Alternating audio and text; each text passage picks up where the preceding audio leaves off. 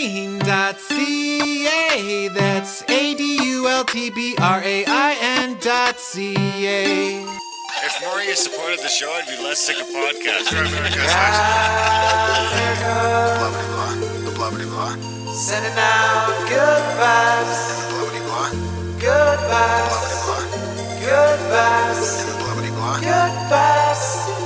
Good vibes. 108 breaths of deep gratitude and prayers for guidance and protection. And put on a didgeridoo and shamanic drumming track, shivers or vibrations and stuff like that.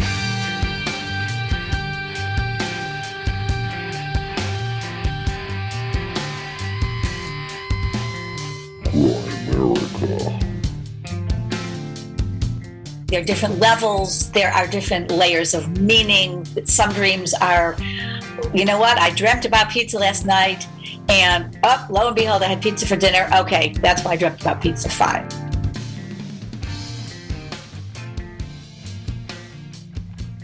Okay, guys, welcome back to the Growl America Show. Coming at you on the Labor Day long weekend Monday. We are going to be talking to Linda Schiller a little bit later about her dream analysis stuff.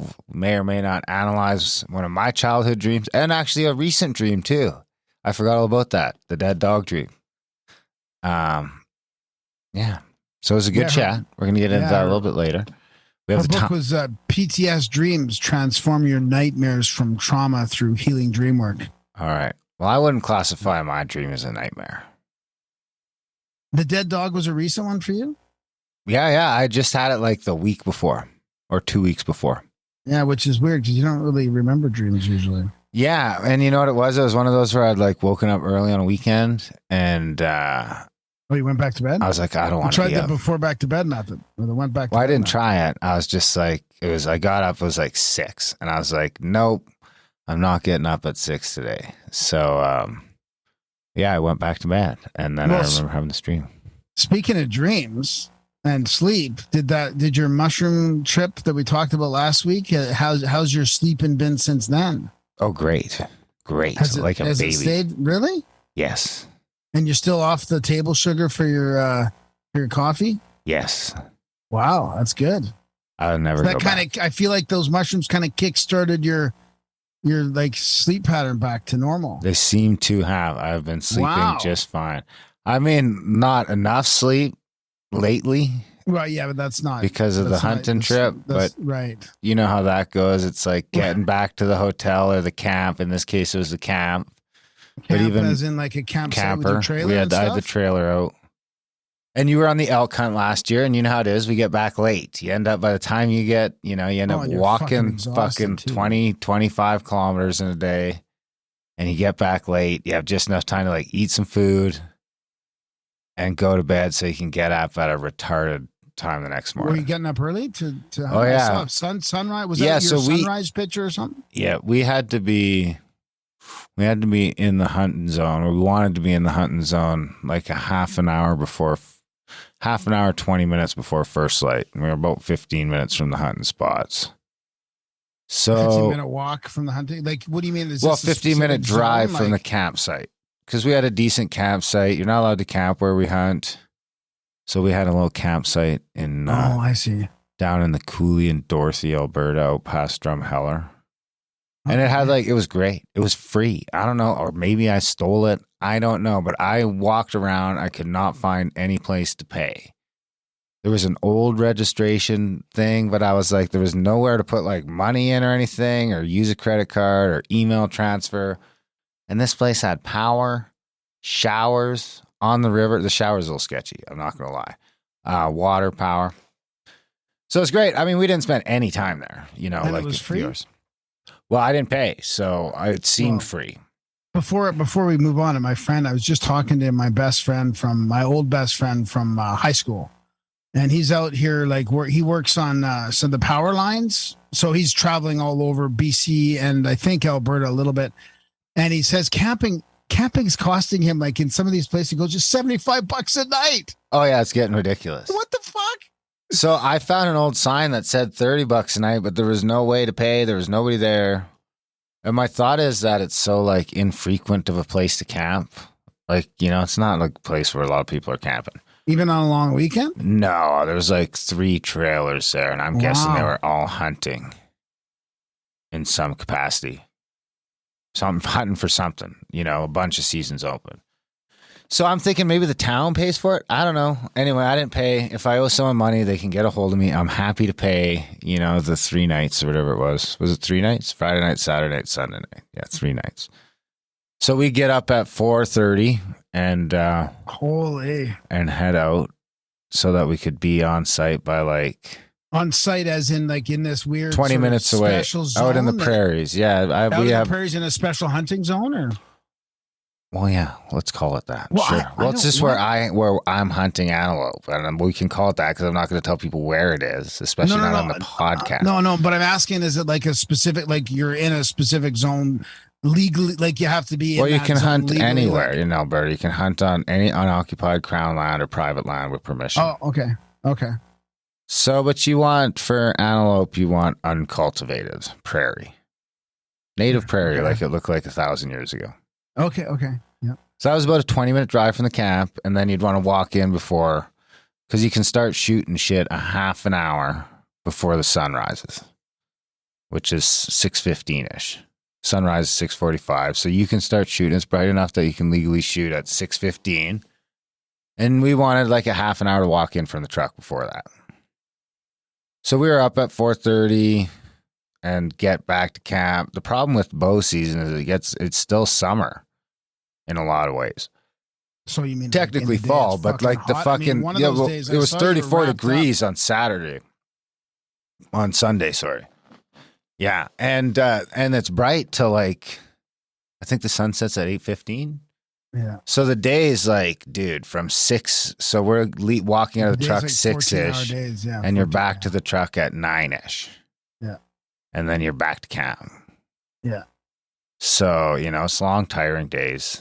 I think I walked about 62 kilometers. Wow. Over the course of the 4 days, and I got my chance.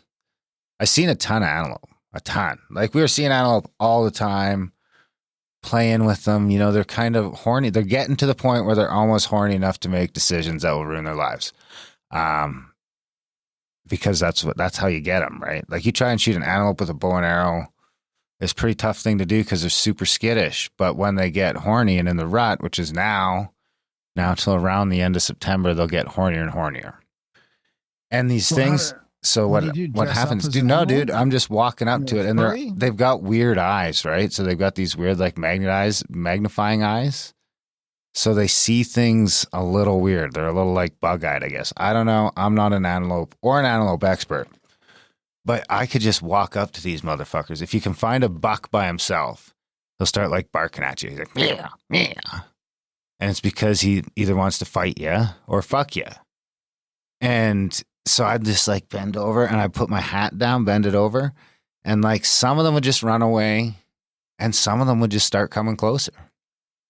And they'd stop and they'd be like, bark at you again. And like, what's he doing? How far are you talking? Well, I had probably 4 or 5 inside 100 yards. And so then I only had one. Like a football field in a way, right? Like yeah, and I won't shoot past 50. So I only had one inside. So some of those I had one at 40. Towards you at 100. Oh yeah, they were all. If they were interested, the only way you get them inside 100 is if they're interested. So they're curious about you in some way. And that only happens when they're rutting, because those things are only fucking like, for like 3 weeks of the whole year. That's it. The whole shebang happens in the next like couple of weeks, and there's only so many lady antelopes around, so they're horny and desperate. And you go out there, and I'm telling you, the next time I might go next Sunday, we'll see. I'm going to wear a white hat and a brown shirt instead of my camo, because I'm going to play this up. I'm going to play the role of an antelope. Oh my God. Because I was just like, so I'm going forward with my bow and I'm dipping my head down, and then I'll stop and I'll go down to one knee and I'll just sit there with my hat down over my eyes, just kind of barely looking. And then he'll kind of look and he'll bark at you, and maybe he'll run away, but then maybe he'll come a little closer. So I got one to come all the way to 40 yards, and I have my bow cranked out as high as it'll go because I plan on hunting elk with it. But I didn't consider that shooting the antelope in the prairie, there's nothing to hide behind. So it's all well and good. This thing thinks I'm an antelope, or it doesn't know what I am, but it thinks there's a chance that it might be able to fuck me. So it comes up and it's 40 yards away, and I'm like, holy fuck. And I'm like panicking, and my adrenaline's up, and my heart's going a mile a minute. And I'm like, my bow's like sitting on the ground sort of in front of me. And my thought is, if I can pull this thing back on the ground in front of me, then I could sort of rock it up, keeping it all inside the plane of my body. Yeah. You know, because exactly. as soon as you start going outside your I don't know what the word would be. Some weird thing. Yeah. At other periphery, he'll see a. Yeah, because he can only sort of see your like outline with the sun behind you. So you're like your silhouette. And it thinks you're an antelope.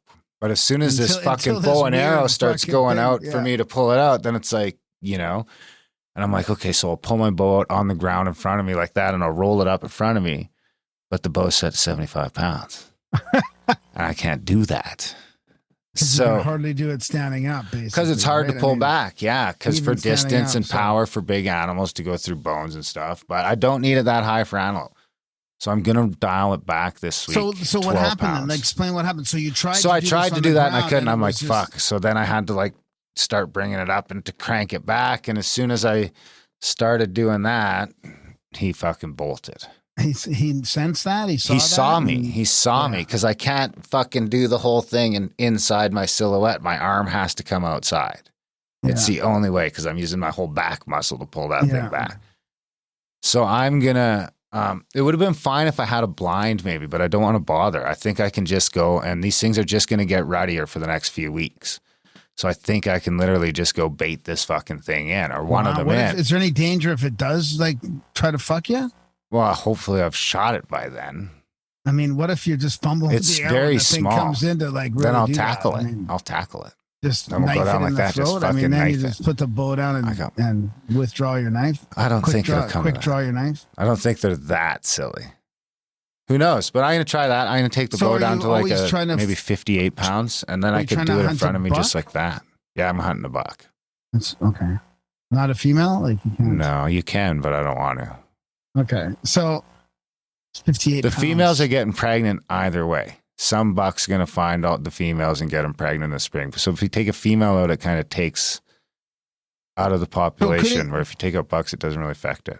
Couldn't you have your arrow, because it's a compound, can't you have it kind of like drawn before you go through that whole thing? It's still 20 pounds, dude. You can't, you're talking about like 40 minutes of playing this thing in.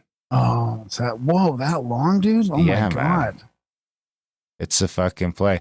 Dude, when we tried to sneak up on the herd, it was a whole half day, like fucking crawling and sneaking, because there's like 80 of them in the herd, a whole half day, 7 hours. I fell asleep because we're like, okay, we're on the ground, and Eric's watching, and I'm like, he's like, he woke, and he's like, hey, wake up.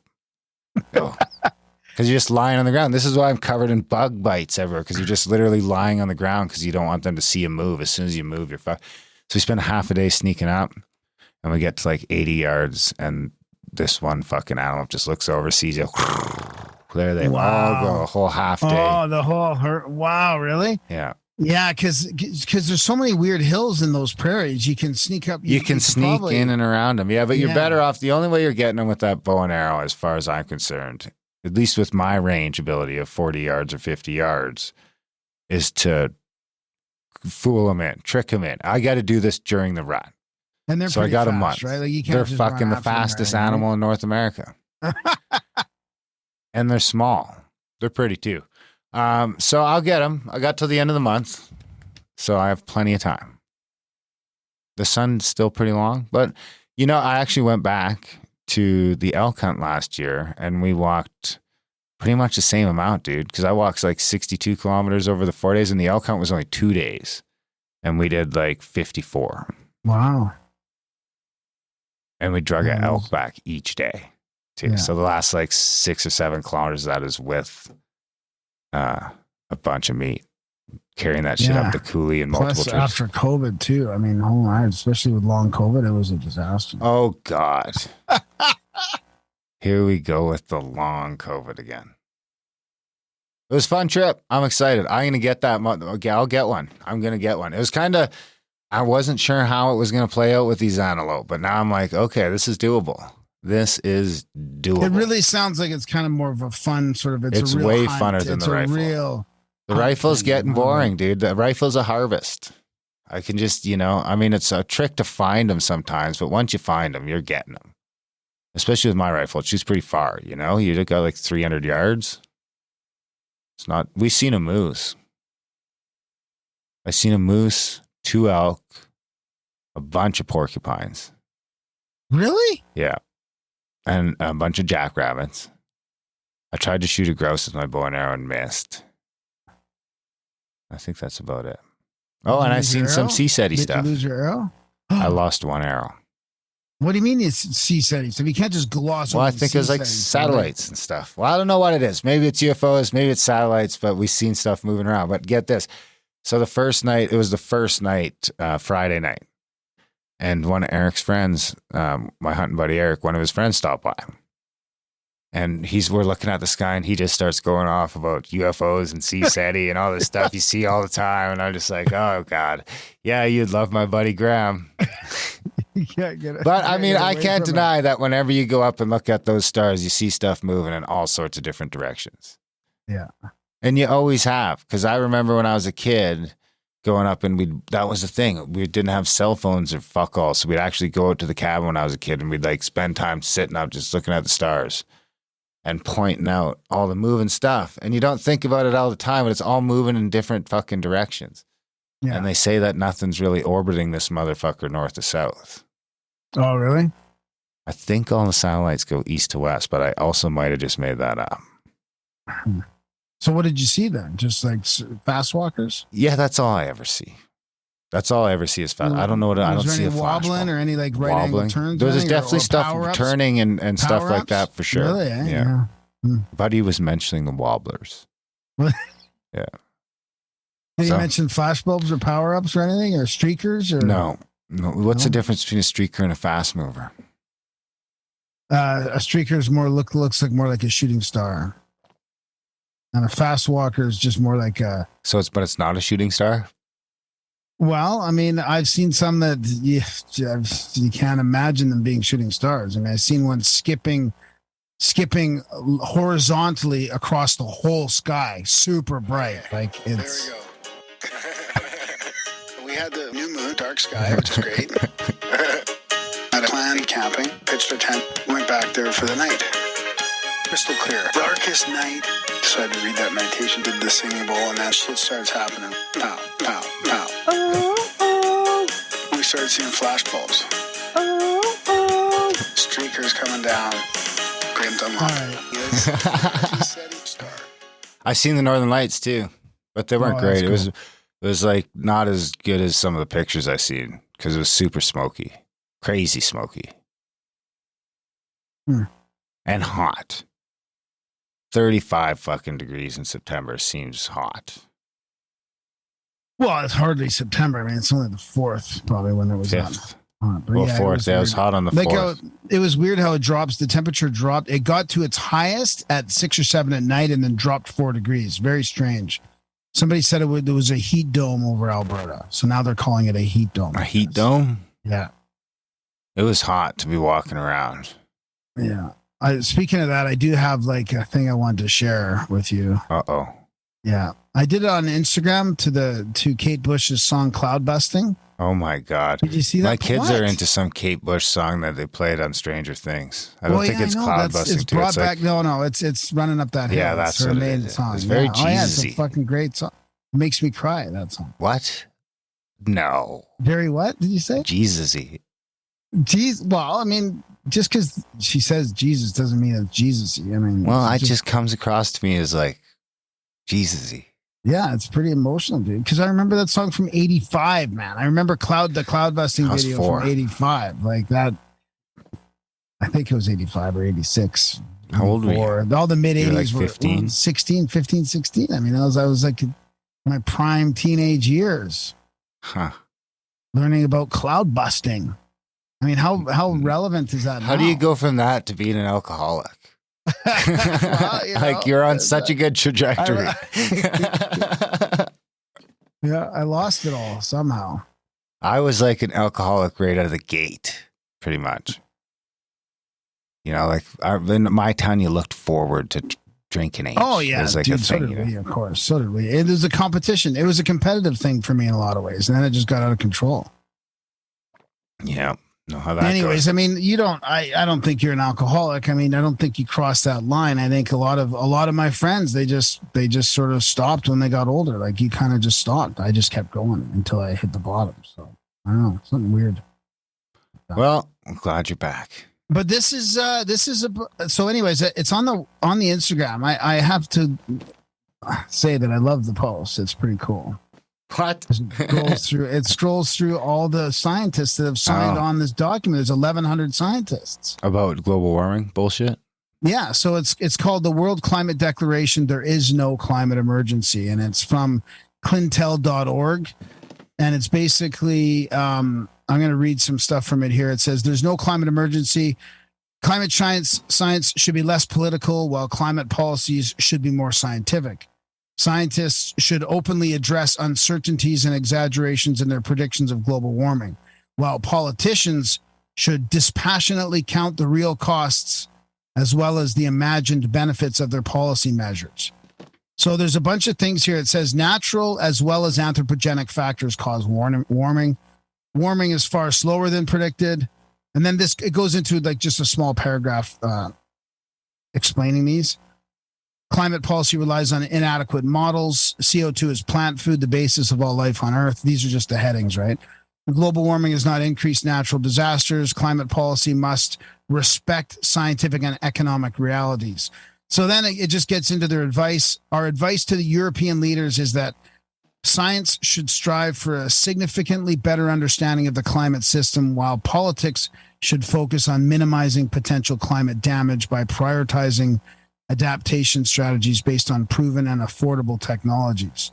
So to believe the outcome of a climate model is to believe what the model makers have put in. This is precisely the problem of today's climate discussion, to which climate models are central. Climate science has degenerated into a discussion based on beliefs, not on sound, self-critical science. Should not we free ourselves from the naive belief of the immature climate models? And then there's a bunch of these guys signed, so the undersigned, and it's a list of professors and scientists from all over Europe and Canada, actually. And then it gets into the total signatures of 1,100. And this is always going up as it is. But, you know, this, unlike the other bullshit stuff you hear from the mainstream narrative, where you look at their scientists and there's like Mickey Mouse and all that in there. I think these are real scientists. Is that the 33,000 or whatever? That? Yeah. You know, this is like Bill really Nye. 1,100. And it's from all over the world. Australia, all over Europe, South Africa, South America, Canada. So I'm going to put a link to that in the show notes, but it's good to see people pushing back, because this is just going to keep ramping up, and we got to try and just slow this fucking train down a little bit. Totes. What else you got? I got a quote from a book that we got in the mail from our buddy. Which buddy? Chance Blakelock. Was he in Canada? Fishing. He was, No. right? No. What? Was he Canadian? No, I think he's Oregonian. Or he was. Oregonian, yeah, that's right. I think he moved to Idaho. Is that the Red Book? Yeah. What the hell? It's the profound quote of the week. I bet you I can guess. Oh, no, it's not going to be him. Never mind. Darren, can you guess it? It's the profound quote of the week. Can you guess the human who spoke it or wrote it down? Okay. I'm just gonna plug this book. It's called Fishing for Thoughts and Catching Dreams: A Chance for Anarchy, a compilation of quotes to lead you to an awakened state. So this one is the wise man not selfish in forgetting the happiness of the people? The wise man knows that the words, the happiness of the people, have no meaning. Happiness is internal and individual. It can only be produced within oneself. Confucius. That really, I'll give you like a 4 out of 5 for that guess, but it's Han Reiner. Ah. Weren't they like brothers? No, I don't think so. But there is from another mother. Here's another one here. There are two ways to be fooled. One is to believe what isn't true. The other is to refuse to believe what is true. I use the quote "fool me once" all the time. Yeah, who's that one from? Ayn Rand. Soren Kierkegaard. I don't know who that is. I've heard the name before. I've heard of him. It's a him? I think so, yeah. Huh. I would have thought her, but I believe a lot you. of good. There's some like Dostoevsky stuff in here. Caesar. What's the Dostoevsky one? Aristotle, Epictetus. The best way to keep a prisoner from escaping is to make sure he never knows he's in prison. Bum, bum, ba, ba. Pew. Support the show, guys. GoAmerica.ca/support. If you're getting some value from our little podcast here, I think this is episode 564 now. Whole back catalog's there for free. It's all there, every episode for free. You can pile into it all. 10 years of content, 9.5. If you add some value, maybe to your commute, to your day job, to your workout, wherever you choose to listen to the show, maybe you're listening at work. Hey, we're at work with you. GoAmerica.ca/support. Make a monthly donation if you can. You can sign up anywhere from $1 a month. You can choose any amount. Everything helps. Or, of course, you can do a one-time donation as well, and that helps out.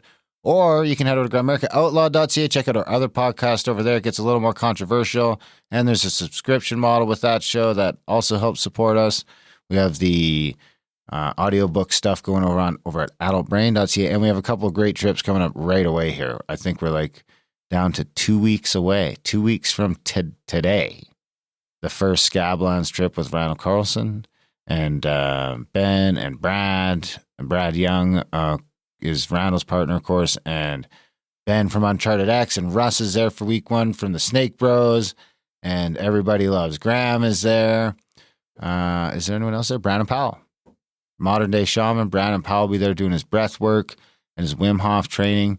There is a rumor that I will be making an appearance on the final day and the first day of week 2, which is coming up just that very next Monday. We have another Randall Carlson trip, except instead of Brandon Powell, this time it's going to be Dave Matheson doing Star Miss. Kyle from Brothers of the Serpent is going to be there as well. I might be there for the first day of that one. I'm trying to make it so I can go down and catch the last day of the other one, hang out with the team for the weekend, first day of the next one, and then come back. But I have a lot of travel coming up. It's going to be tricky. Yeah. It's a crazy fall. Anyway, if you want to get in on those trips, contact@thecabin.com, and we got a bunch of them there. Of course, the Magic event in Shasta is starting to fly off the shelf. The 420 event, people are starting to kick tires on. So all this stuff starts selling, then it sells out, and everyone says, cries too late. So contact@thecabin.com if you want to get in on a trip. And if you want to join our chats, it's GrandAmerica.ca/chats. You got anything else? Yeah, I just got the bio for Linda. The bio. That's about it. Oh, yeah, I'll save. I do have something else I want to talk to you about. On air? Something. I don't even want to tell you. You should do it about before the bio. You don't want to tell me about it? Well, because I want it to be a sort of a question I can ask Darren. Can we do it? It's just 2 minutes. It's just 2 minutes. Yeah. So I have to answer a bunch of other questions later. I'm going on 13 questions tonight. I'll do Linda's bio. Before we do that? Doesn't it make more sense to do the bio after? Yeah. Okay. Yeah, that's what I said, I thought. Okay, go. I'm confused now. So do you think Canada, the medical system in Canada, or maybe it's Alberta. Actually, I think it's Alberta. Let's use Alberta. Okay. Do they measure, will they measure your vitamin D levels through blood work? No. You know that? No, I don't know Can you tell me that. I that? thought I was just supposed to be, like just ask. I was just supposed to give you my answer. I know. My honest How did answer is you know? I don't know. Oh, well, how did you know though? I just guessed. I mean, I know it's the government. Because you knew it was a weird question. So I was talking to the doctor and she wanted me to get blood work done because it's been since 2017. So and then she gets all pissed off at me because I want other I'm like, well, if you're going to do that, then are you going to test for my magnesium levels and my zinc? And what about vitamin D? And she's like, we don't do vitamin D levels in Alberta. something. I think she blamed Kenny or something. I'm like, well, what do you mean? And she's like, well, we live in the North. It's just known that you're supposed to take. It's recommended from us that you're supposed to take. And I was so shocked by her answer that I didn't even catch the daily dose that you're supposed to take. But I think it was 2,000 IUs of vitamin D every day we're supposed to take. Every day. So I don't know where this message is, how this message is supposed to officially get to everybody. So they're supposed to, because we live in Canada, she said, you're supposed to take vitamin D every day. And they won't measure it. So I'm like, isn't that kind of an important measurement? Especially with all, I mean, I didn't get into like, you know. They just need you healthy enough to pay taxes, bro. But isn't that a bit of a weird thing to you? So she got all like upset because like, well, you didn't even want your blood work. And I'm like, well, yeah, but if you're going to do it, you might as well do my zinc and my magnesium levels and stuff. And she's welcome to socialism, dude. Bare minimum. Like everybody gets bare minimum. Dude? And why can't, so we're not going to measure vitamin D because everybody's low? Is that what it is now? No. And they don't have a pharma fix for vitamin D. So you're just supposed to know through some sort of weird. No, they just don't care if you're healthy. It's not that confusing. They just don't give a fuck. Or I mean, I know that's obviously where I would rather go with it. It seems more to make more common sense that they just fucking don't care that we're not. You got to go pay the naturopath to do it. Yeah. Dude, all the success I've had with me and Maria in the medical system has been outside the system. It's just gross. The system sucks. It's like naturopath. Yeah. Calling a doctor, a specialist in the States, which was actually a great experience to get actual information about her condition. And people, now we have to pass on to her doctor, which I don't know if I told you or not. Her one doctor in Saskatchewan will not do it. Will not even go there at all. They won't even entertain that. And he said, this doctor in the States, the specialist said, I will talk to any of your doctors in Canada about this because he's got the condition himself. And these doctors don't know enough about this. They don't even want to look into it. This is how messed up the system is. There's one more doctor that she's going to see that might actually listen to her and say, this is what this doctor's recommending because he has this condition. Can you please help? I hope. And if not, then we're completely fucked, right? Because then we can't get any of the things that are supposed to help that we need to get through the system. Yeah, it's a real clusterfuck. It's a problem. It's a real problem, but what you can do. Yeah. Well, you got to just go to the naturopath where you can, and I guess just try and stay as healthy as you can, but I don't trust them. I trust them less and less the older I get. Yeah, exactly. And then they'll just put you on a pill if they can. That'll be the fix. Well, that's kind of what I was getting at. Is I mean, so they're just telling you to take vitamin D supplements every day, which is great if they're actually doing that. But I mean, you think people know that they're supposed to do that? No, well, maybe. I kind of know that, but I don't. So, but you know that from our show, from us, like looking into stuff, not from the doctor telling you. But I don't go to the doctor. Yeah. So, true. So anyways, this is a fun chat with Linda. Like Linda gets into Darren's dreams and all this kind of stuff. And we do talk about the difference between like nightmares and attacks and stuff. And she's got a really interesting perspective on it. And she's done all kinds of healing modalities. So she is Linda Yael Schiller, MSW, LICSW, is a body, mind, and spiritual psychotherapist. This is from her website, PTSDreams.com. Author, consultant, and international speaker. She's been working in the fields of dream work and trauma treatment for 40 years. Trained in a number of integrated trauma treatment modalities, she teaches and consults on trauma treatment, PTSD, and nightmares. Her original work in understanding layers of a dream through the Kabbalah-based approach and her nightmare protocol of the Gaia method, the guided active imagination approach, are articulated in her book. Linda also developed original theory on relational group work as a professor at Boston University and has authored Modern Dreamwork, the workbook integrated and comprehensive treatment of trauma. And she's also written numerous articles and book chapters and been featured on multiple radio shows and podcasts, of course. She's a dancer, loves traveling, historical novels, and science fantasy. Born in Buffalo, and she lived in Israel, moved to Boston. She's available for professional consultation as well, workshops and training, and for community events to offer dream work with individuals, small and large groups.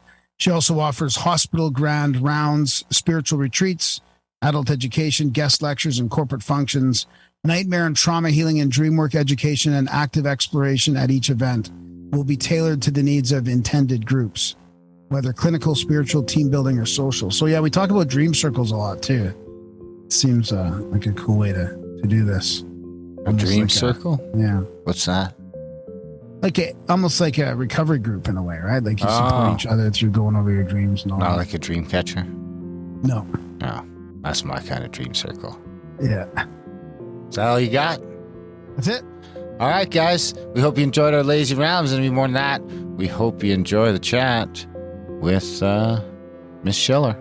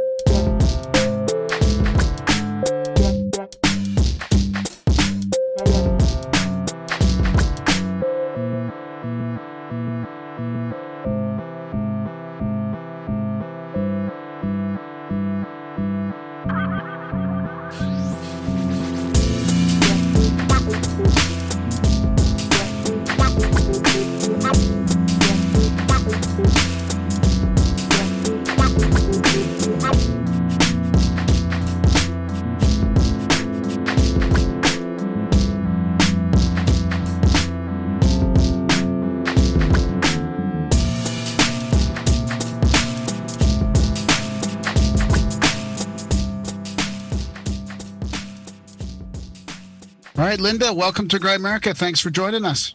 Thank you for having me. Yeah, we'll have an interesting chat on your book, PTSDreams. You spent decades of work leading up to this. Do you want to just give us a quick rundown of your background and how it led up to this book? Sure. So I am a psychotherapist, and I have been working in the field of trauma treatment for close to 40 years. And along the way, in addition to doing trauma treatment, I became interested in and fascinated by dream work as well. So I've studied dream work. I've been in my own dream circle. I've been leading dream circles. And I had another book that came out a couple of years ago called Modern Dream Work that was really basically about working with dreams from a psycho-spiritual perspective. And I wasn't actually planning to write PTSDreams quite so soon after the first book, which was just a little over 2 years ago.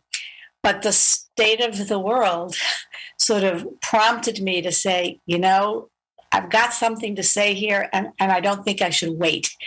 So it ended up being my pandemic project. Some people bake bread. Some people, learn to knit. I wrote another book. Nice. So that's kind of how it happened. I love how on your website you have you're a psychotherapist for the soul. Yeah, interesting, right? What's a dream circle? A dream circle is basically a group of people who get together to understand and work on their dreams together. And sometimes it's a lay group, meaning there's no one who is a leader.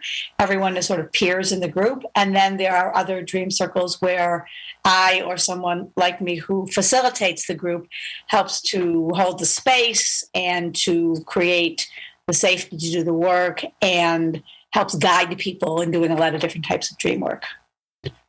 So what does this involve lucid dreaming as well and other kinds of sort of dream journaling to learn how to remember your dreams, all that kind of stuff? Well, we could go in many, many different directions. And the best way to remember your dreams, for starters, is to want to. Like anything else, if we have an intention and a desire, we're much more likely to manifest that than if we don't. So that's sort of on one foot, step one. The second thing to remember your dreams, if you're serious about it, is really to get a dream journal and to use it and write things down as much as you can. And we can talk more about that. Yeah. But then just the last part of your question, lucid dreaming is a whole sort of additional category, which your readers or your listeners, I guess, may or may not know means being aware that you're dreaming while you're asleep. So it's like a meta or super consciousness that you're dreaming while you're actually asleep. And that's sort of a subcategory of dreaming. So they're all sort of different. They're all sort of different things. Yeah. So, I mean, I guess the part that I found interesting in researching your book and reading your book and stuff was how many other modalities, like we've talked about on the show, like we talked about lucid dreaming and EMDR and EFT, all this stuff, even the cabala and all this as well, which you included all this stuff in your book, which is, it's interesting to me that you incorporated these different modalities into dream work as well. So, I mean, I don't know if we should start getting into details yet before maybe giving us a broader view of the book, maybe, and then we can dig into it, or like how this differs from your other book on dreams, for example. Sure. Well, the first book incorporated what I'd call my embodied psycho-spiritual perspective. So looking at a dream through multiple modalities. So I'm not like a one-size-fits-all. I'm not strictly Jungian, and I'm not strictly Gestalt, and I know about Freud, but there's multiple modalities in working. And both as a therapist and as a dream worker, we have information that comes through to us from our bodies, our minds, our souls, from possibly other worlds, depending on your belief system, from a divine source. So I don't rule out any options or any ways of working. So I incorporate in both my dream work and specifically in this book, the work with nightmares, getting information and avenues for healing from our wisdom of our body, as well as our mind and our spirit. So both in dream work that is not nightmares, and then in nightmares, we want to use all the modalities possible to get to the healing. And the work that I do, because I'm an EMDR trained therapist, and I'm also trained in a lot of other energy psychology like TAT, EFT, a lot of other energy therapies, I use a lot of the principles that I know from EMDR and other energy psychology in this form of healing nightmare work.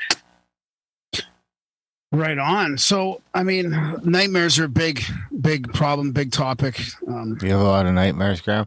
The other day, I dreamed that I left the dog at the studio for like a month. And I was like, oh shit, that dog's probably dead. The kids are not going to be happy. Maybe I'll bribe them with a new dog. The interesting thing is I don't have a dog or a studio. So... Well, you have a studio. I mean, the studio's in my basement. It'd be hard to lock a dog down here. You know what I mean? In this dream, the studio is a separate building, and I just said, I remember I was just driving along, and I was like, "Oh shit, that dog's been at the studio for a month," and you know. So, what do you think that means? I was just going to ask you if you wanted me to respond. I do have a horse that doesn't live here. Obviously, it lives. It's stable at another place, and maybe it has something to do with the horse. Or what do you think? Wait, you have a horse? Did you say? Yes. Oh, well, that's wonderful. So there's a lot. Well, my kids have a horse. My kids have. It's not really my horse. They're lucky kids. Yeah, they're lucky. I think every kid wants a horse. So your kids are lucky. They actually have their dream come true, right? They have a horse. So there's a lot of ways to understand dreams. And for starters, what differentiates a dream from a nightmare is what we call the emotional narrative, right? Every dream has a storyline. There's like, this happens, then this happens, then this happens. Every dream has a setting. It happened in this place, happened in this time. These characters are in the dream. So that's all the elements of a story, like any good book. What makes it a difference between a dream and a nightmare is what we call the emotional narrative of the dream. I wasn't too worried about it. I didn't like wake up in a panic or anything, but I remember waking up and thinking about the dog for a second, and I was like, you don't have a fucking dog, man. And I was like, oh yeah, okay, we're good. The interesting thing is I don't dream a lot. It's because I smoke a lot of weed. So I think that's why, anyway, that's what they tell me. But if I do dream, I usually don't remember it. I do like have little fleeting things here and there, but I definitely don't remember my dreams. But this one I did remember for a little while after I even remembered it enough like days later to bring it up here. So there are a number of elements. I don't know how much you want to talk about this. And Oh yeah, I can dig in. Rip it apart. All right. Let's. You ready? Fasten your seatbelt. Here we go. Yep. So first of all, it's not a terrible nightmare because you don't wake up in a panic. So it was a different kind of dream for you, and there was something compelling about it because what made it different is that A, you remembered it, and you say you don't usually remember your dreams, and then B, not only did you remember it, you remembered it for several days, and 3, it was important enough for you to tell me about it on a show about dreams and nightmares. So these are already 3 elements that we go, this is interesting. This is different than the norm. So that's one of the things that makes us sit up and pay attention to a dream. Whoa, why did this dream come? What is it about? What is the dream trying to tell me or ask of me? Okay, so we're going to ask that question. You don't have to answer it because this is your radio show, but there's a number of things you can think about. So you don't have a dog. So the literal, like what we'd call the shot or the surface layer of the dream is, this is not a dream about your real life because you don't have a dog. So then we have to go down to some of the deeper layers. So what does it mean that this animal that is a dog in your dream, you locked up, you forgot, you left in the studio? I'm sort of boy. Is there something there? Is there a hint? No, I could just see where this is going. Okay. Well, yeah, let's keep going. All right. So I would ask you, there are 2 different lines of questions that I might start with. And again, you don't have to Nothing's answer out of bounds. You can ask me anything you want. So one would be, I'm from Mars and I don't know what a dog is. What's a dog? So tell me, what is a dog to you? It's a little animal that relies on me for everything. Okay. All right. So the little animal that relies on you for everything, you forgot at the studio, or you purposely left them there, or how did that happen in your dream? I don't remember that part. Okay. I don't remember that part. Yeah. Okay. So one common way of doing dream work is to think about the dream or the nightmare from what we call a gestalt perspective, which means every character, every person, every being in the dream is some aspect of yourself. So I might ask you, what is the little being part of you that relies on you for everything? What is the young or small part of you that relies on the grown-up you that you've kind of put away or forgotten about or accidentally locked up? Or finally that may killed. need to be unlocked and taken care of. Or maybe I finally killed it. Maybe. Huh. I would hope not. But I didn't want to kill it in this? It's not a good thing? Well, I didn't ever make it back to check, but it was not looking good. It was not looking good. It's a month without food. Was there any food in there at all? I remember in the dream thinking, like, is there some place that could have found some water? Maybe it's been eating some mice. It's not looking good. I remember very vividly thinking, I don't see how this thing survived this long, but we're going to go see. Yeah. So there's something that's been neglected for a really long time, and it's been neglected for so long and not fed that you're not sure whether it's even survived. So that's where the dream ended. The beautiful thing about dream work is that's where you woke up, but it isn't necessarily where the dream ends. Like, this is one of the techniques I use to work with dreams, right? So you can go back into the dream and dream it forward. You can continue it and continue to create the ending that is optimal for you. Oh, so I don't have to deal with the dead dog, hopefully. I could dream it to be alive somehow. It found but it might be, like you said, it might be supposed to be dead. You know, that might have been a part of you that you needed to let go of. Was that after you turned single recently, Darren? Or? I didn't know we were talking about that, but yes. Well, you said nothing. You can ask anything. I said that to her and not to you. Information about Darren that I don't know. So what we just did here is we did a little dream circle because you had information that I didn't have, and the 2 of us together are now associating to Darren's dream. I was just thinking of something that's impacted his life recently. That's a big change for a man. So Yeah. So it could be either way, and we don't know yet. It could be this is some part of you that you do need to put away and let go of. Some Seems like a little bad part way to do it, though. You know what I that- mean? Yeah, it's not such That's a a great pretty, way. like, So yeah. you could continue. If that's true, you could still dream it forward and find a different way to release yourself of the care of this dog without locking it up without food and water for a month. Yeesh. Or That's great. depending on But I've already done that in the dream. Yeah, but you can Can dream I it forward and rewind redo too? it. Can you I can just rewind? rewind it and Dream it forward is rewind? I'm confused. dream it forward is not rewind, but it's Okay. pick up where you woke up. Can I rewind so I didn't leave the dog for a month, though? Yes, if Oh, you can great. do that too. Great. Okay. You can rewind and say, you're driving away from the studio. Just for example, I'm driving away from the studio and you say, oh shit, I left my dog there. And you immediately, half an hour later, turn around and get it. And it's fine. You can Great. do that if you want. I'm It's your gonna dream, go right? for that. I'm gonna try for that. Yeah. It's Okay. your dream. So you're in charge. or maybe you realize, oh, you left the door open and there's tons of food there, so he had to. That's run great, place. Graham. The dogs run away. The dogs run away to a better life. Depending on who and what the dog is. I guess I got to figure that out first. That's your job. Interesting. Exactly. No, all right. I can figure that out maybe. So then are all these dreams, are my dreams ever just a dream, or is there always something? Well, you're talking to a dream worker. Yeah. So I would say they're always something. They're not always profound. They're not always what Jung would call big dreams. Yeah, there's different levels, right? Exactly. There are different levels. There are different layers of meaning. Some dreams are, you know what? I dreamt about pizza last night and lo and behold, I had pizza for dinner. Okay. That's why I dreamt about pizza. Fine. Okay. And then you can still take it deeper and deeper, even if that's the surface level of the dream. Or we can, unpack why of all the food in the world that you ate yesterday, did you dream about the pizza and not about the tuna fish sandwich you had for lunch?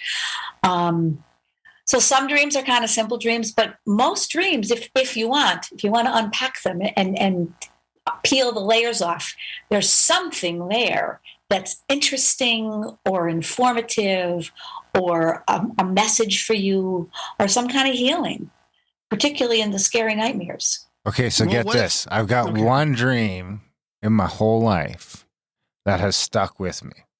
Doesn't like stuck with me like it haunts me or anything like that. But at the time, it was a little spooky. I wouldn't call it like a nightmare, but it was a little spooky. And at the time, it had stuck with me for a little bit where I was like, oof, that was weird.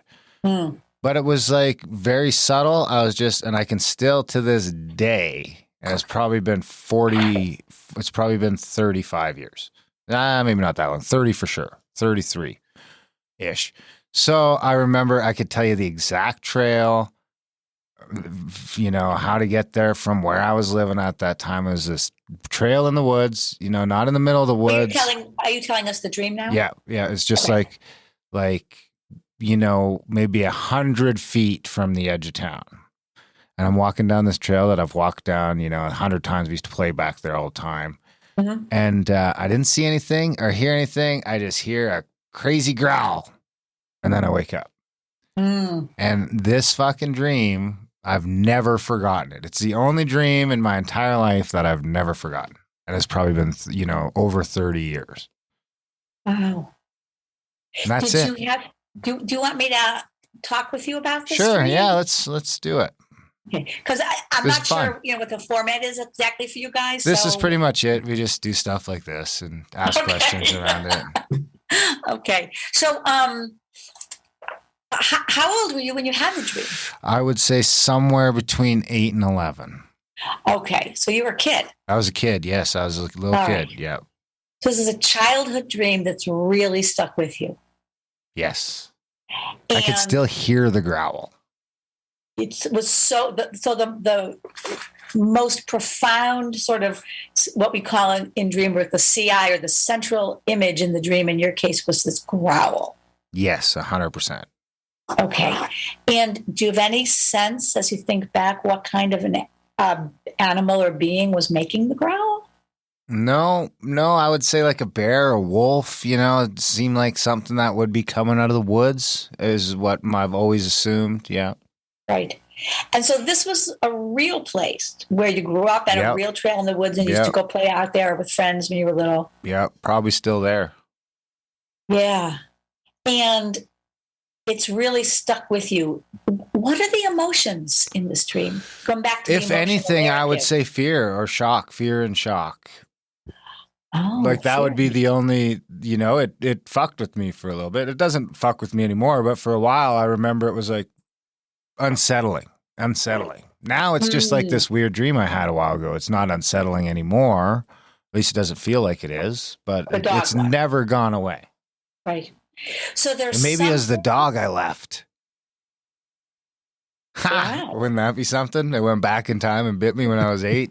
Did you ever get bit by an animal when you were I 8? did get bit by a dog. I have a scar still from the stitches I got, and I was probably that was probably when I was like, 4-ish. My mom's going to text me all the correct info, but it was probably when I was around 4, I think. I got bit by the dog 4 or 5, and then the dream was, 4 or 5 years after that. Wow. The dream would have been after 92, actually, because I remember that I was living in that house. So I was probably 12. When you had the dream? Yeah. Okay. So I imagine, though I have to ask you, I don't want to superimpose my association, but I imagine being bit by a dog would be kind of traumatic and kind of painful. and Yeah, it was shocking. pretty fucked up. I don't really remember because I was a little kid. I remember going to pet the dog, and then I was like, "Rah!" And then I was like, I remember in the hospital getting the stitches where they used to Wow. stick that needle in your arm and they'd have to freeze it. And I've always hated that. That's the worst thing. I've got a lot of stitches in my life, and I always hate getting that freezing needle. I don't think they still do it like that anymore, but it's always, remember, it used to be so long, and they So I would say that in addition to whatever else, and depending on if we want to keep going with this dream or not, at least one thing is that you've got some medical, you have a traumatic event that happened in your life. You went to pet a dog that you thought was going to be a friendly dog because you went to pet it, and it turned on you and it bit you. It shocked you, and then it hurt, and you were probably terrified when it bit you. I can't imagine anyone wouldn't be. So that's part A, right? There's this antecedent. There's this event that happened in your life, because we're just chatting I've here, never and put you- those two things together before. That's Yeah. great. Well, you free associated. You told me about that out of the blue. I didn't ask you about it. It just came up for you. So it's connected in your what we just did, or not we, but what you just did is you allowed your unconscious to surface and connect with your conscious, so that in this moment, in this waking world, you made a connection that you hadn't made before, which is pretty cool. Yeah, that is cool. Yeah. So there may be other things too.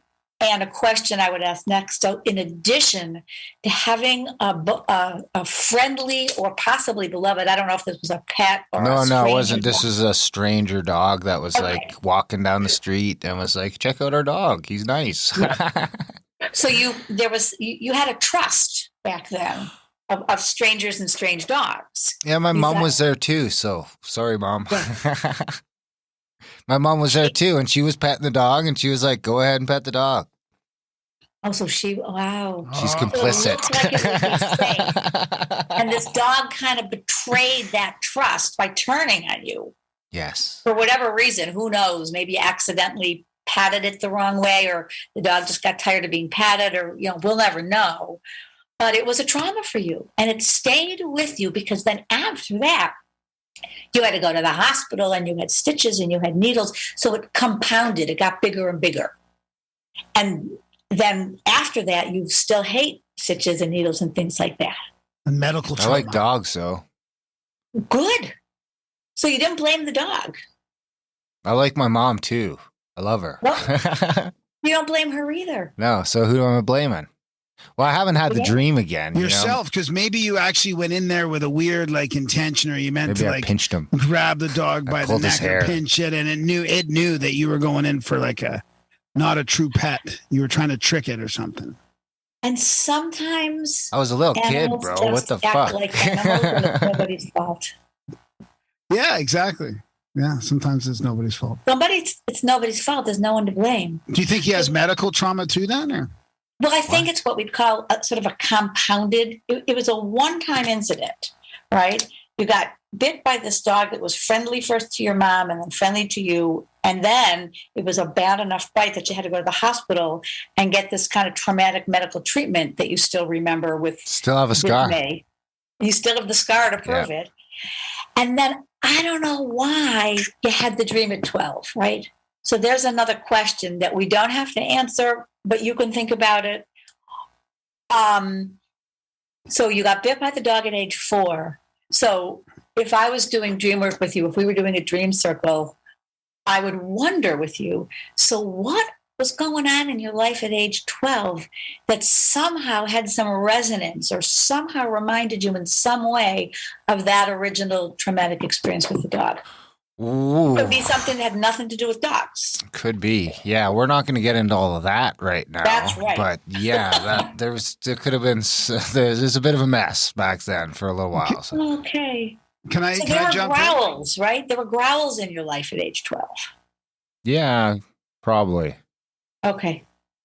Is there a chance he was precogging, like hunting? Let's not talk about me getting eaten by a bear. It's like 3 weeks till hunting season, and I have a handgun that I'm going to bring with me.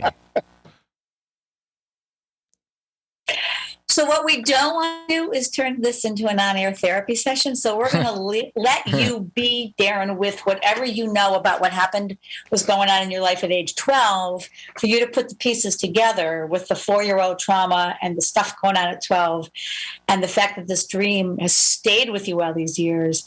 So I'd say, what is it about those two things, the dog biting you at 4 and then whatever's going on at 12, that somehow got blended together in your psyche and you haven't quite shaken? I'm not asking you to tell us, but that's the work, right? That's the dream work. How do I heal? How do I get past whatever this shit is, whatever this stuff is that was going on, so it doesn't keep growling at me? Great. That's awesome. So how do you... some nightmares... So it's all emotionally based. So like what if I have a nightmare about something really evil, but I'm not scared? Well, that's a really interesting question. So is that not a nightmare? I'm thinking there's a really good question. No, that's okay, because I also have, like, I don't really get scared in dreams at all. Like the most uncomfortable I'll get is, like, I had a dream the other night where we do these events, and we were at an event, and the Airbnb that we went into and started settling into with a whole group of people was the wrong one, and I didn't have the address for the right one, and I was trying to figure out, okay, how do I get this address for the right one before we get too settled into this wrong one and we can move everybody over without looking really awkward. Mm-hmm. But it still wasn't that much of a nightmare. It was annoying, kind of, but it wasn't a super weird nightmare. But the other ones where I would bump up against like a super evil creature, like a demon lord kind of thing, but I was never scared. I just knew that I could take care of it. So that's not really a nightmare then, is it? Correct. Whatever the evil demon creature was that you bumped up against in your dreams, one of any number of different possibilities, or several of these, could have been going on for you. One is, you talked before about lucid dreaming. Maybe you were lucid. And maybe you said, oh, I'm having a dream. Yeah. And once you can do that, you're not scared anymore because you've identified that this is a dream. Right. Does that happen automatically when you come lucid? Do you lose your fear all the time, or do you have to consciously acknowledge the loss of fear? Depends on who you are and what you're dreaming about and what's going on in your life. So lucid dreaming, sometimes you simply say, oh, I'm having a dream, but you're still scared, but you're not as scared as you would be if you thought it was really happening. Because you go, this is a dream, so I've already got a little bit of distance here. Right? Yeah. But in your case, whether or not you were lucid, you bump up against an evil creature like a demon or something, but you're not afraid. So I would say that you may have bumped up against someone who was there to give you some kind of knowledge or information or a gift, who came disguised. Can I just add a little context that I think could be important? He plays Dungeons and Dragons like 3 nights a week. Okay. So here we are in our little dream circle again. So now, right, fair turn, fair play. He got your back, Graham. Yeah, fair enough. So yeah. So for you, bumping up against a demon is part of a game. And if you do it right, you get ahead and you get points and you kill the bad guys and you win the game. I don't know if you win in Dungeons and Dragons, but not really, no. But yeah, you don't keep playing. Right. It's the lamest game ever. There's no winning. There's no matches. I haven't played. But from the perimeter, I can see the peripherals. I can see it seems lame, but Graham loves it. So, and I'm going to get in trouble for even shitting on D&D because it turns out that like 80% of the audience is into it too. So can I ask a question, you guys? Yeah, of course. What is Grammarica? Wow. Where does the name come from? And the fact that 80% of your audience plays D&D.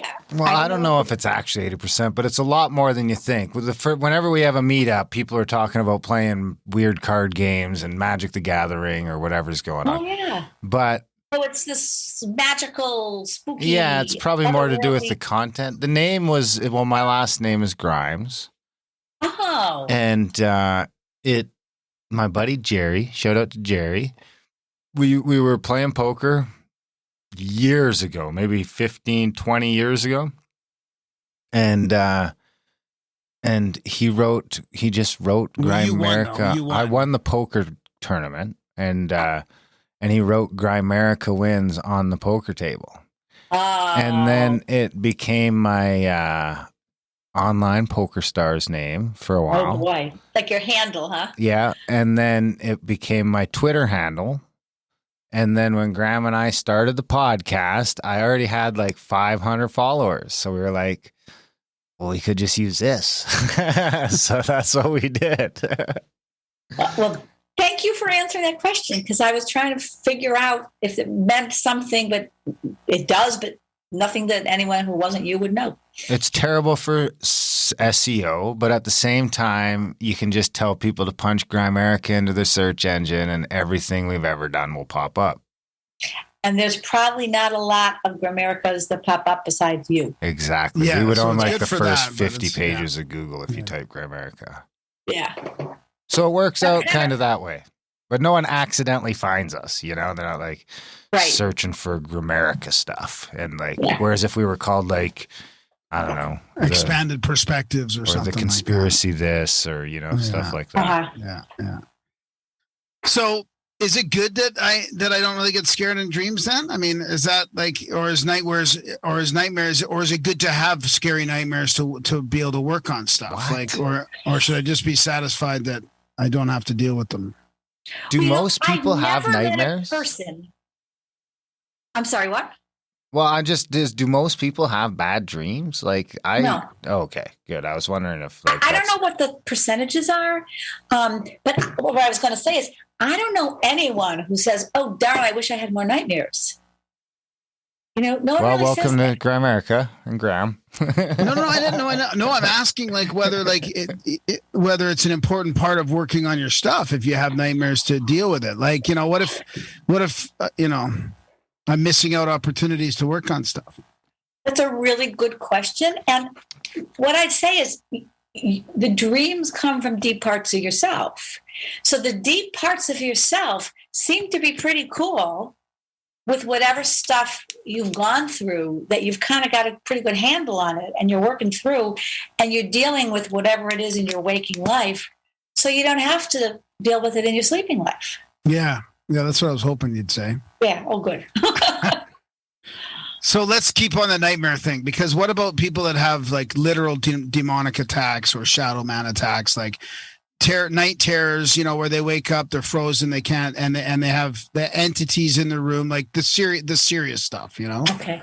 So I'm going to break that question down and start with the developmental piece. There's a period of time in the life, growing up for kids when it's just normal to have nightmares. It doesn't mean that anything deep, dark, and terrible has happened in their life or there's any big trauma or any big upset. But, when you're a little person and everybody else is big, you don't have much power, much control in your life. So having nightmares is sort of par for the course for some kids because everybody else is in charge instead of them. So in latency age, like, from really 4 or 5 to like 10 or 11, some kids just have nightmares because they're kind of coming to terms with the fact that everybody else who's bigger than them has power and they don't. So that's a separate thing. Then in adolescence, another developmental piece is people are, we're coming into our own. We got 1 foot in childhood, 1 foot in the adult world. And some people have more power than us, and some people don't have more power than us. And there's a lot of searching out, like, who am I? What's my identity? So when people are going through a search for who am I and what's my identity, often there can be nightmares. And that's a combination of sort of a developmental stage and dealing with struggles. I don't know. I say partially kiddingly, but partially really seriously. I think every teenager should at least have a short course of therapy.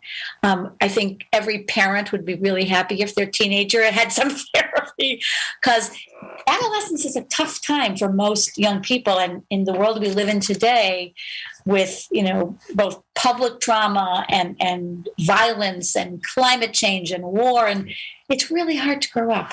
So we take in things from the outside world as well as things that happen in our personal lives, and we struggle with them. It's the epic battle that we play in all of those games, right? The shadow games and the D&D and the war games and the online battle games. That those things that we're dealing with in our life, they show up in our dreams too.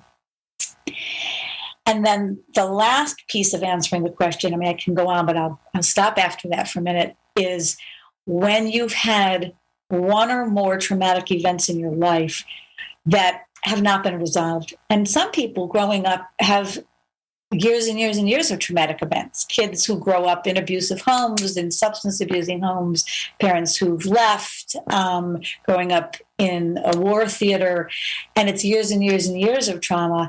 And that stays in our body, mind, and spirit until we do the healing work to resolve it, to move on, to be able to figure out a way to transform it from the things that happened in the past that aren't necessarily happening in real life anymore, but in our minds, they're still happening.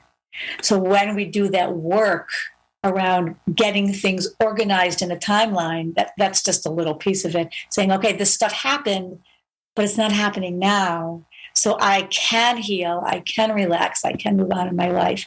Then the nightmares start to change. And that's some of the stories in the book that I told you. Yeah. And there's also some sort of therapy and awareness throughout that process, right?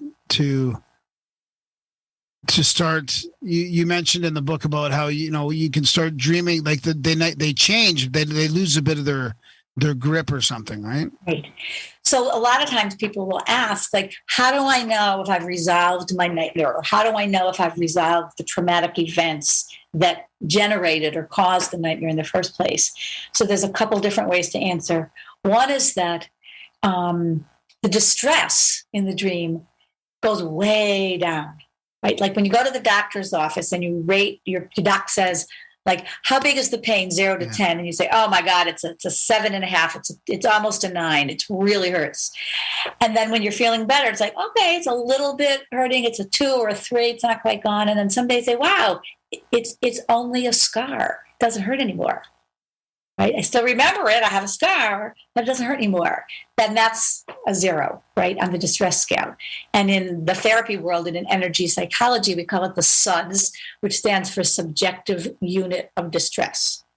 So when your SUDS in the dream goes down from a high 8 or a 9 down to a 2 or a 1 or even a 0, that's one sign. Oh, you've really worked that through. You've really resolved it. So that's 1. 2 is that the dream starts to shift and change. Just like we were talking, Darren, about your dream, when the ending starts to change, when the bad thing that you were left with on waking isn't the bad thing anymore. When something else happens, there starts to be some kind of resource or way out or new direction right inside that nightmare. That's another sign that things are shifting. And then the third sign is you start to have dreams about other things. that are pleasant or fun or easy, and you don't have the bad nightmare dream anymore. So even if people think they've sort of resolved these issues in the past, they've had traumatic events when they were kids, they think they've resolved them, but if they're still having these nightmares now and then, they've still got some leftover trauma there. You think that's usually it ties back to the trauma? What often happens, I got a plane going overhead right now. I hope you can still hear me. That's okay. Yeah. Often there'd be some kind of a trigger. If you haven't had the dreams in a while, or they only show up once in a while, and then all of a sudden they're back, or they've, reoccurred. It could be that there's something in your current life that's triggering the memory of the things that happened before. It's almost like if you're fishing, right, and you get hooked, right? It hooks you back. Yeah, so What if it's a metaphysical trigger though? And what if it's not under your control? Like, what if it's a real attack, but people think it's a dream only? Like, do you ever have to deal with that? Like, meaning if someone sort of feels, or is they're like possessed by an evil spirit kind of thing? Not possessed, but attacked. Okay. So I would say, depending on their belief system, their spiritual beliefs, their philosophy, if it feels like they're being attacked, they're being attacked. I'm not going to argue with someone about whether it's true or not, because I respect whatever their feelings and their belief system is. So then our first order of business is, let's get you some protection. Right. Let's get you some protection before you go to sleep, how to get protection while you're sleeping, and how to get protection after you wake up and you work with the dream. And that's part of the Gaia method that I outline in the book, which stands for Guided Active Imagination Approach, where you really build in resources. If you're a chronic nightmare sufferer or have recurring bad dreams, you want to build in resources before you go to sleep at night, so you're more protected to start with. And then you get to work with in the dream. And then when you wake up, you get to continue to work with the entities or the sense of being attacked in the dream, in what's called dream reentry, where once you've got your safety, your posse, your guardian angel, your bubble of light, your invisibility cloak, your magic sword, whatever your people and items of protection are, once you've got them, then you can go back and confront the evil entity, whoever or whatever it is, and say, hey, let's have a conversation here. Who are you? Why are you here? What are you trying to tell me? What's going on? Is there something I'm supposed to know? It's sort of like you make friends with your monster. You make friends with your demon so that they don't pursue you with fear. Yeah, that's interesting. I really appreciate that answer. So is that, I guess that's, I mean, you wouldn't have said it if you don't think it's critical to the healing part of it, but do you have to, I guess there's a couple questions there. One is like, do you have to make friends with your monster? Like, what if that seems impossible, that you could never, like, maybe not even get to loving the thing, or the entity, like true sort of trying to love it away?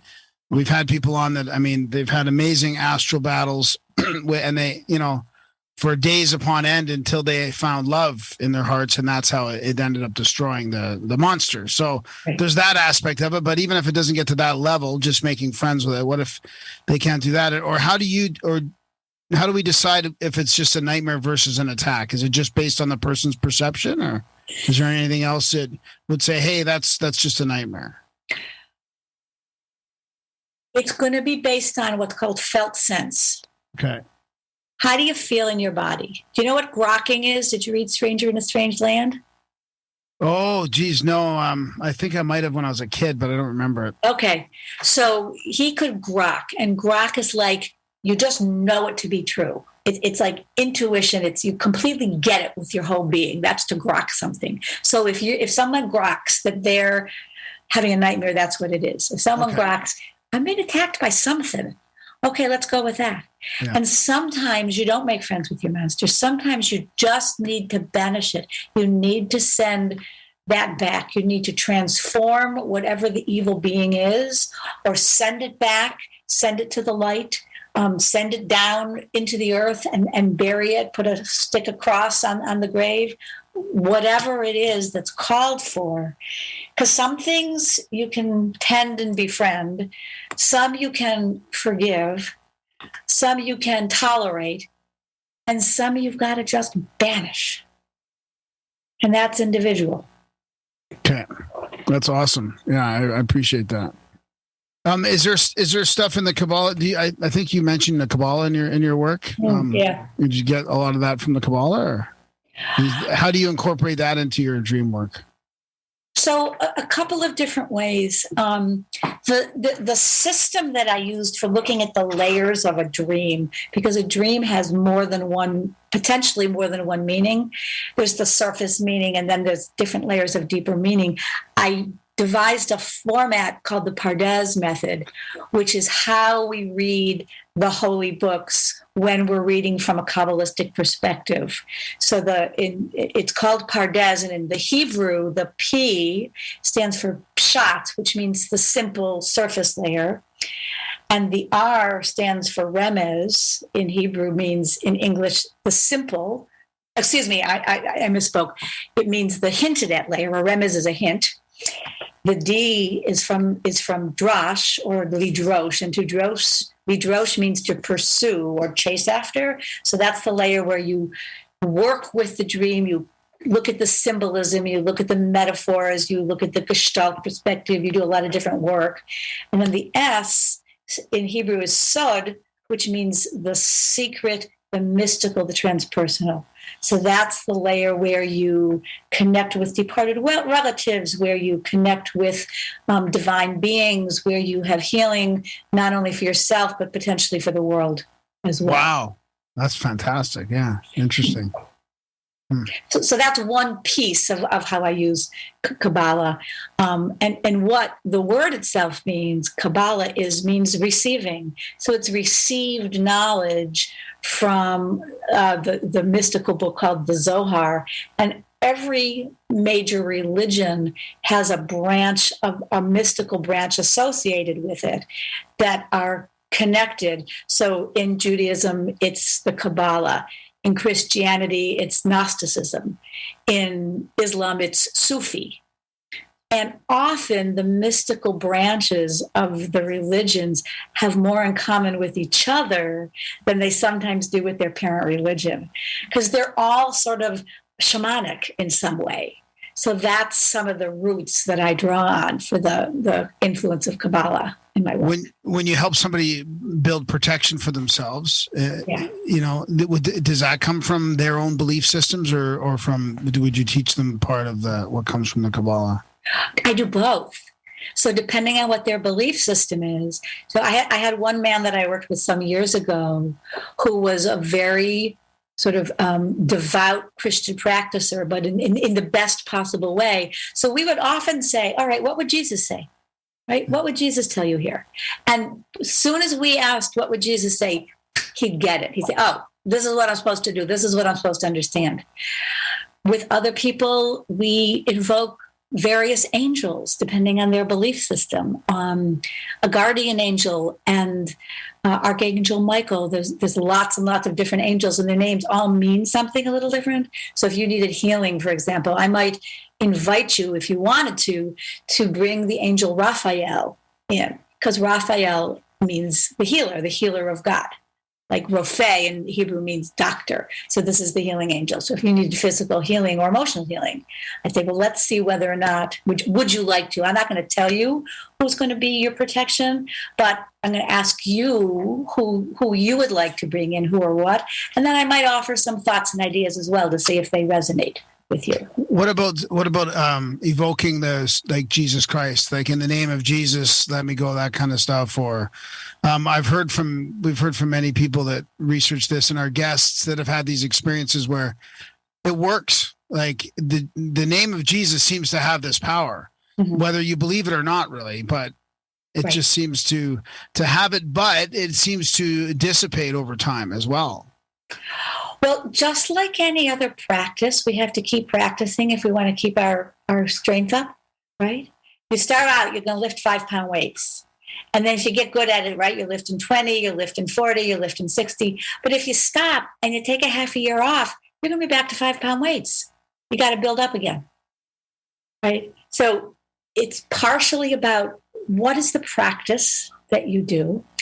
And the other thing, when you talked about the power of names, is a very deep, mystical, shamanic power and magic and practice, because names have meaning and power. And there are many holy languages in the world, and there are many holy beings associated with Eastern religions, with Western religions, with native religions, with indigenous tribes. And all of these beings have power, and their name is powerful. That's where abracadabra comes from. Like you're nodding. You've heard this before. Yeah. Do you think, I just have a really weird sort of a side question about this specific topic. If a person isn't even real, and then this person this divinity was named after it, and everybody believed in it and used that name anyways, does the power come from that collective belief, or even if the thing isn't real, or does it come from it, or do you think it has the name has more power if it's actually a real thing? Well, let me ask you, what do you mean by a real thing?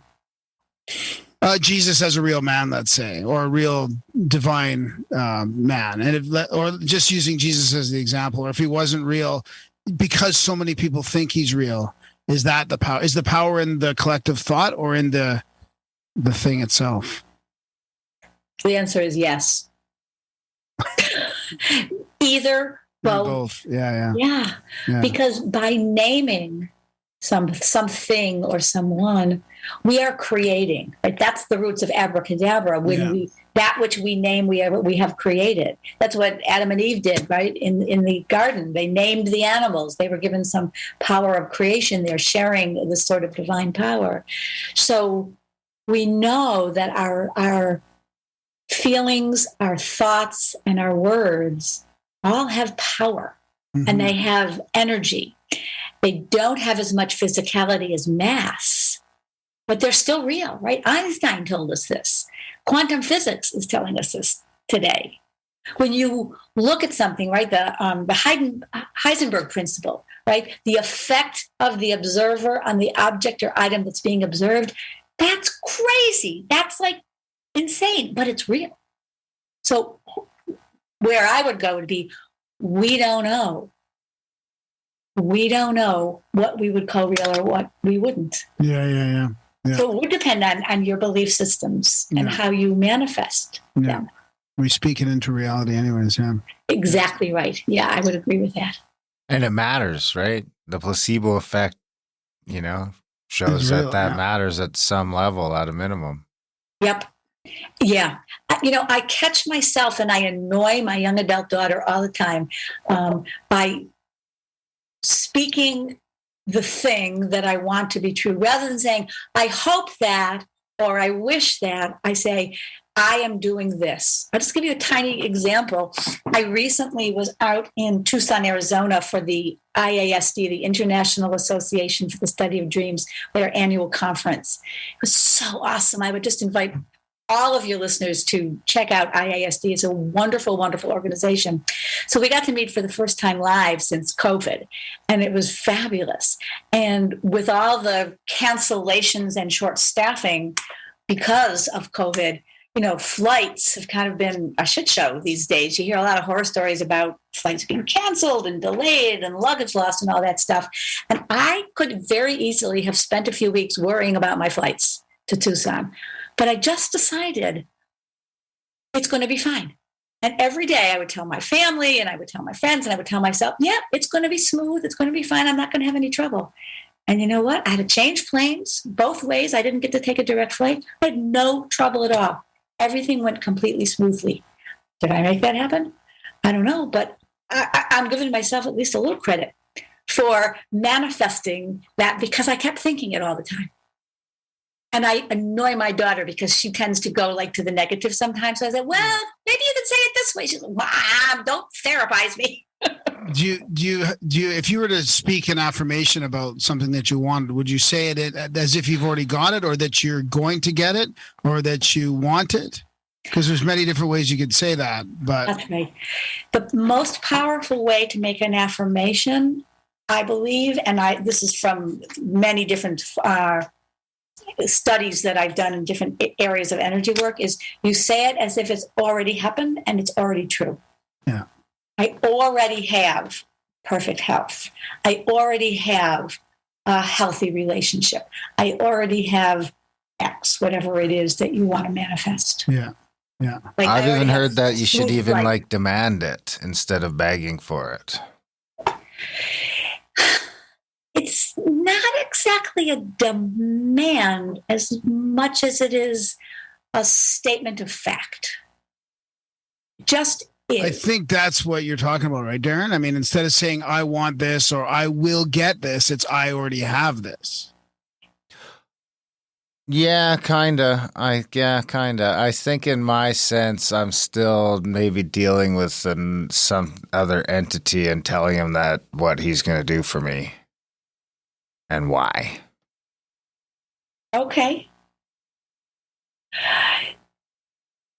I'm not sure I have a response to that necessarily. I feel like it's important to assert yourself with the creator as well. You need to be assertive. He doesn't want to listen. He's listening to fucking 6 billion people whine about all the shit they need instead of saying, hey, man, I got to have this. Thanks, bro.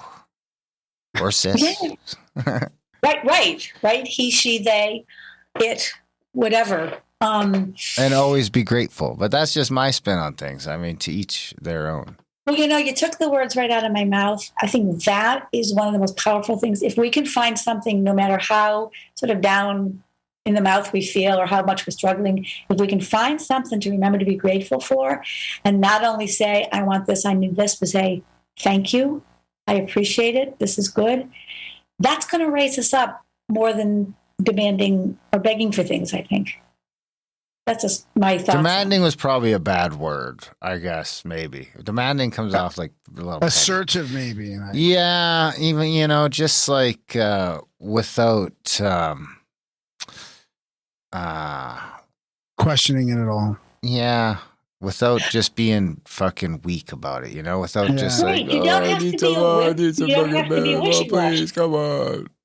Right, you can be assertive. Nobody wants to help that guy. Absolutely.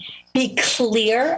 When people want to have a healing dream about X, Y, or Z, or people have a question that they need answered, what I invite them to do is what's called dream incubation. And incubation means you spend a little time before you go to sleep. Could be 1 minute, it could be an hour. You do a little journaling, and you write a question that you want an answer to. And I tell people, be as clear and concrete as you possibly can about the question you're asking. So be assertive in your question. You'll be much more likely to get a dream that gives you an answer that you understand right away, as opposed to, gosh, I have no idea what this means, than if you had a vague, unformed question. So yes, you can be assertive with your dreaming self. Can you give us some examples of how you get from PTSD to PTSG? Oh, sure.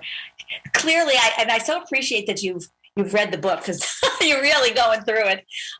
So PTSD is what I made an acronym for post-traumatic spiritual growth. That's the PTSD. So sort of everything we've been talking about takes us on this journey. One is if we have trauma in our lives, in our backgrounds. First of all, not everybody who has trauma develops PTSD. So it's not a given that if you've had difficult things happen in your life, you're going to have post-traumatic stress disorder. It's only if you haven't gotten healing, you haven't gotten support, you haven't been believed, you haven't gotten some kind of care around the time that it happened, that it can then go on to develop into a syndrome, which is the disorder. But if you are carrying trauma that's unresolved, you start with believing that healing is possible. And if we're looking at dream work and doing work with nightmares, you find people to work with who can help guide you and share the journey with you. Because if there's a lot of nightmares and trauma in your life, you don't have to do it alone, right? You don't have to do this journey by yourself. And that's one of the hallmarks of someone developing PTSD, is that they don't have someone there, at least one someone, if not a family or a group or a posse, that helps them and holds them up and supports them while it's happening. So find now that person or that group of people, whether it's a group of friends, whether it's your family, whether it's professional therapist, whether it's spiritual guidance, find people to take the journey with, and then keep walking through and look for the bright moments and the healing spots, because we see what we're looking for, right? So if we're only looking for where we're in pain and where we're hurt and where it's not going our way, Yeah. that's what we're going to see. Yeah. And that's how that focusing, that's the reason why focusing on the positive can work, because you're looking for that positive more than the negative. But it still gets misconstrued that, you can't just think positive and positive things will happen, but it's because you start looking for it. Exactly. It's not about becoming a Pollyanna all of a sudden and saying, oh, yeah, the world is just rainbows and roses. But it's finding those little bright moments, those diamonds in the rubble, and go, oh, instead of saying, gosh, this is a mess, to say, oh, look, there's a diamond here. Yeah. And then a few days later, you say, wow, and here's a ruby. And then look, here's the yellow brick road that's going to lead me out of the forest and take me to Oz, where I'm going to find more resources and more help on my journey. Hopefully it's not the Gulag Road.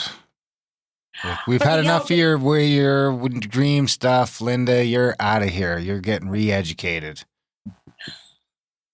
Linda, this has been fantastic. An hour has flown by. Where can our listeners track down your stuff? Where can they get their books or your books? Are you on any social media or anything like that where they can follow you? We put it all in the show notes, but 90% of these people won't go to the show notes, so we find it's always good to say it here as well. Thank you so much. So they can find me on Facebook, and they can find me on LinkedIn. I'm not really good on Twitter or Instagram. I think I have an Instagram account, but I forget to post on it.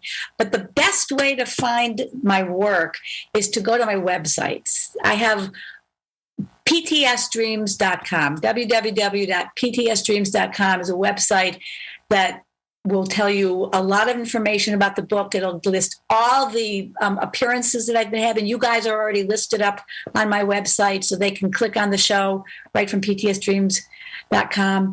And they can get the book now from the publisher, Llewellyn Worldwide Press. And of course, you can get it on Amazon, Barnes and Nobles. You can get it on bookshop.org, which is an indie bookstore conglomerate, I guess. That's not the right word for it. It's an independent bookstore organization that affiliates with all the indie bookstores. And it's available now for pre-order, and it'll show up on your doorstep September 8th, which is the day that it gets published. And the previous book, Modern Dreamwork, you can go on any of these sites and it'll show up in a few days at your house, because that's been around for a couple of years.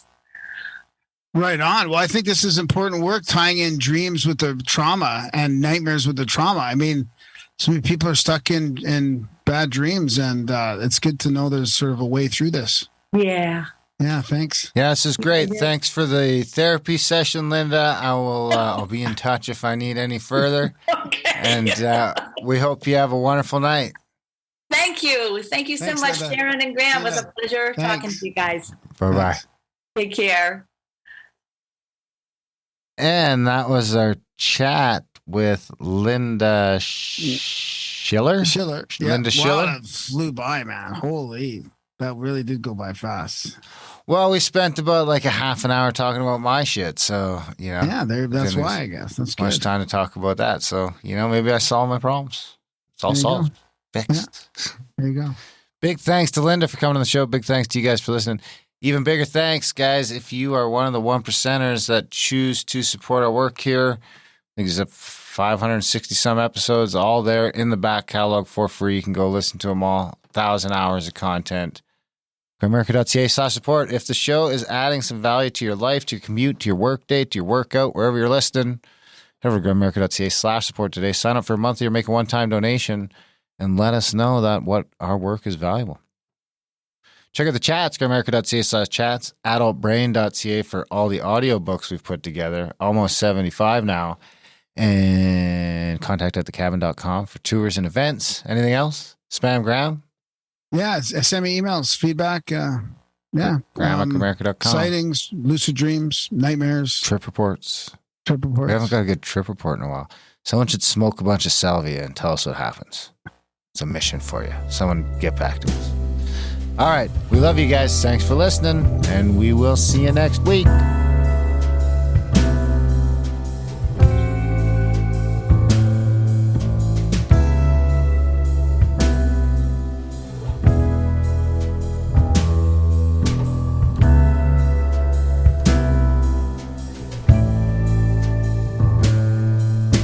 Gone are the days when I was young. All was a garden then. The stars I looked upon are behind us now, but they will come around again. You'll be as old as I am now.